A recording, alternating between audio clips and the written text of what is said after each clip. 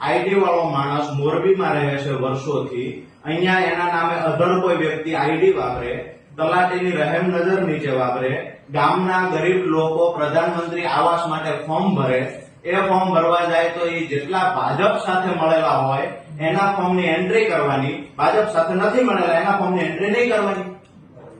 બરાબર છે?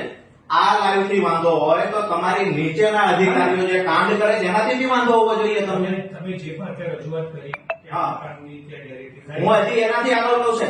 જે પણ મારી વાત સાંભળો તમે. એના આધાર પુરાવા સાથે તમે મને અરજી આપી દો, કોઈ વિડીયો ક્લિપ હોય કે એનો કોઈ તમારી પાસે જે પણ એનો તમે તપાસ કરો આઈડી ધરાવનાર વ્યક્તિ ક્યાં રહે છે.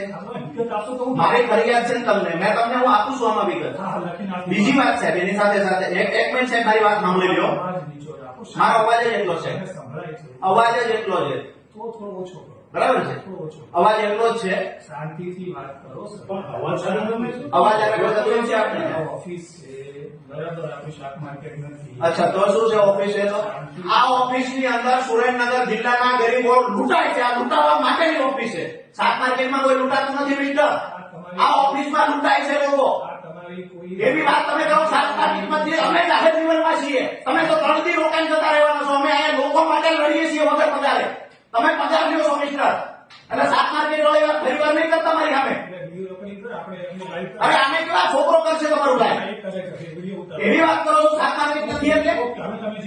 સૌથી વધારે લોકોને લૂંટવાનું સુરેન્દ્રનગરમાં કામ કર્યું હોય ને તો આ ઓફિસની અંડરમાં કામ કરતા વીસી હોય, ટીડીઓ હોય, લોકોની ફરિયાદ સાંભળતા નથી સાહેબ. એટલા માટે અહીંયા આવવું પડે. તમે રજૂઆત આપો પછી થાય ને. તમને હું એક પછી એક રજૂઆત કરતા જાવ.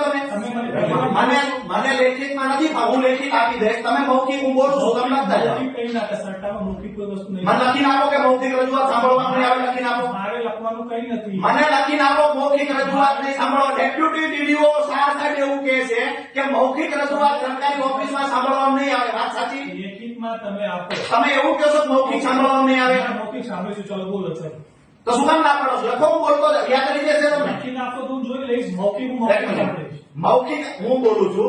તમે તમારું વર્તન અરે વર્તન તમે અમને શીખવશો. વર્તન એ વર્તન શીખવવા આવ્યા છે. સરકાર કોઈ પણ કાર્યવાહી કરવી હોય તો મૌખિક ના